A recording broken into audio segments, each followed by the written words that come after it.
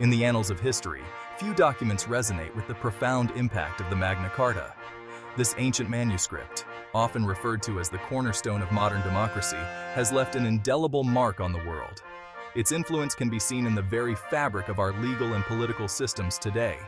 Signed in 1215, this great charter stands as a testament to the enduring pursuit of liberty and the rule of law. The moment King John reluctantly put his seal on the document, it signified a monumental shift in the balance of power. No longer would the monarchy wield unchecked authority. The seeds of accountability and governance were sown. It marked a pivotal moment in Western civilization, challenging the absolute authority of the monarchy and laying the groundwork for constitutional government. The barons, driven by a desire for justice and fairness, stood united against the king's tyranny. Their courage and determination set a precedent for future generations to demand their rights. The Magna Carta was more than just a medieval document. It was a beacon of hope that echoed through the corridors of time, inspiring generations to fight for their rights and freedoms. Its clauses, though initially intended to address the grievances of the barons, evolved into universal principles that championed the cause of justice and equality. Its principles, though forged in the crucible of medieval England, transcended their time and place, influencing the development of democracy and human rights across the globe. From the American Declaration of Independence to the Universal Declaration of Human Rights, the Magna Carta's legacy is evident. It has inspired countless movements and revolutions, each striving to uphold the ideals of freedom and justice. The story of the Magna Carta is a tale of power struggles, political intrigue, and the unwavering spirit of individuals who dared to challenge the status quo. The barons' defiance against King John was not just a fight for their own rights, but a stand against oppression and autocracy. Their actions reverberated through history, reminding us of the importance of vigilance and resistance in the face of tyranny. It is a story that continues to captivate and inspire us today, reminding us that the pursuit of justice and freedom is an ongoing journey.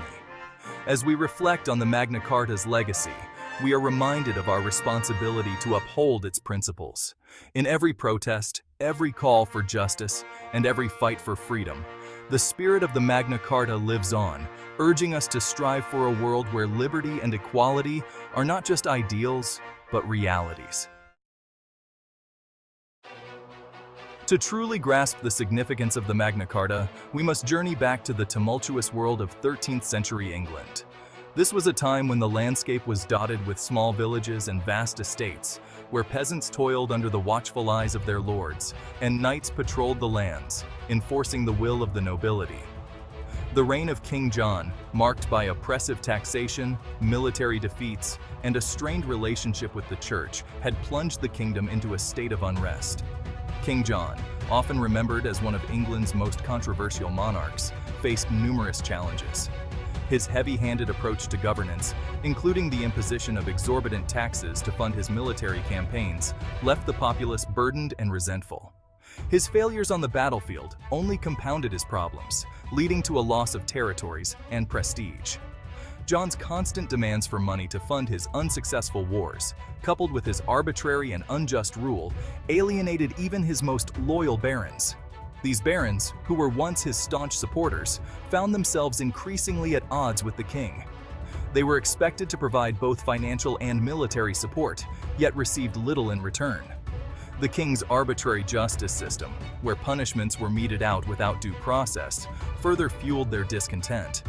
The kingdom was ripe for rebellion, the seeds of discontent sown by years of misrule and simmering beneath the surface. The common people, too, felt the weight of John's mismanagement.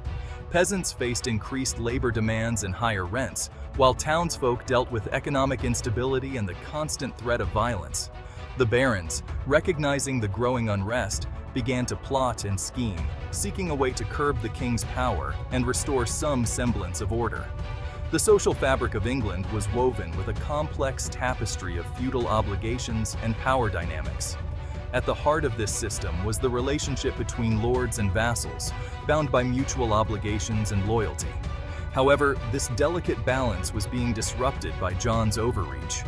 The traditional bonds of fealty were strained, as lords found themselves caught between their duty to the king and their responsibility to their own vassals and tenants.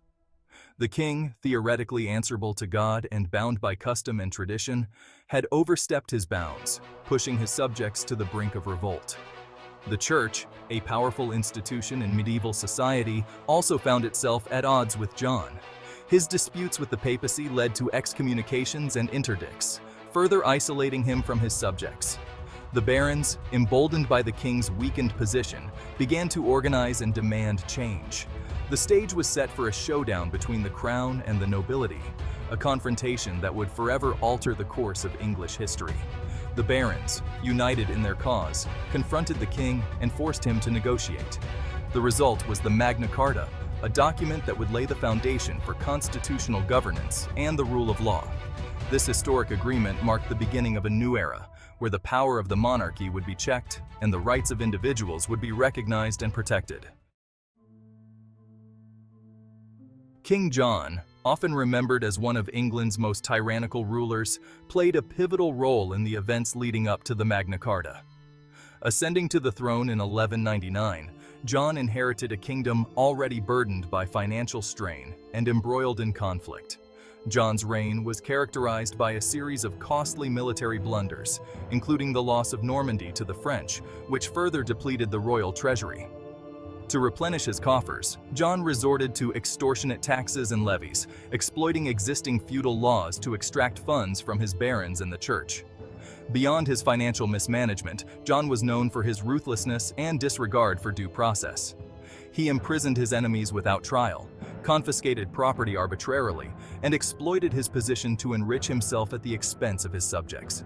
John's actions, driven by a lust for power and wealth, eroded the already fragile trust between the monarchy and the governed. Section 4. The Barons' Rise. Challenging royal authority. As John's tyranny mounted, so too did the resentment among England's powerful barons. These wealthy landowners, accustomed to a degree of autonomy under previous monarchs, chafed under John's oppressive rule. Led by figures like Robert FitzWalter and Stephen Langton, the Archbishop of Canterbury, the barons began to organize, demanding a redress of their grievances. The barons' demands were not merely about reducing taxes, they represented a fundamental challenge to the king's absolute authority. They sought to limit John's power, to establish a framework of law that would protect their rights and property from arbitrary seizure or imprisonment. Their defiance was a radical departure from the established order, a testament to the growing belief that even the king was not above the law. The barons, united in their opposition to John's tyranny, represented a powerful force for change, their actions igniting a firestorm that would consume England. Section 5. The Showdown at Runnymede, Forging a New Covenant. This chapter delves into one of the most pivotal moments in English history, a moment that would echo through the centuries and shape the very foundation of modern governance. The tension between King John and the rebellious barons finally reached a boiling point in the spring of 1215. Years of heavy taxation, failed military campaigns, and arbitrary justice had pushed the barons to the edge. They could no longer tolerate the king's tyrannical rule and sought to curb his power. With their armies amassed, the barons marched on London, forcing a reluctant King John to the negotiating table at Runnymede, a meadow near Windsor Castle. This was not just a mere show of force. It was a calculated move to bring the king to a place where he could not easily escape or summon reinforcements. What unfolded at Runnymede was not a battle of swords and shields, but a clash of wills and ideologies. The barons, representing the interests of the nobility and the common people, stood firm in their demands for a more just and equitable system of governance. The barons presented John with a list of demands, a document that would come to be known as the Articles of the Barons, outlining their conditions for peace. This document was a precursor to the Magna Carta, detailing specific grievances and the remedies they sought. The Articles of the Barons was a revolutionary document for its time, addressing issues such as the protection of church rights, protection from illegal imprisonment, access to swift justice, and limitations on feudal payments to the crown. It was a bold assertion of the barons' rights and a direct challenge to the king's authority. Under immense pressure, John agreed to seal the document on June 15, 1215. This act was not just a concession, it was a reluctant acknowledgement of the barons' power and the need for reform. The sealing of the document was a momentous occasion, witnessed by many and celebrated as a victory for justice. This momentous act, the signing of the Magna Carta, marked a turning point in English history. The Magna Carta, or Great Charter, was a symbol of the enduring struggle for liberty and justice. It laid the groundwork for the development of constitutional law and the protection of individual rights. It established the principle that even the king was subject to the law, a radical departure from the notion of absolute monarchy. This principle would resonate through the ages, influencing the development of legal systems around the world.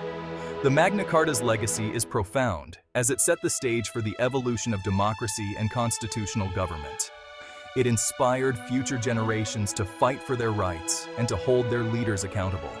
The principles enshrined in the Magna Carta continue to be relevant today, reminding us of the importance of justice, equality, and the rule of law.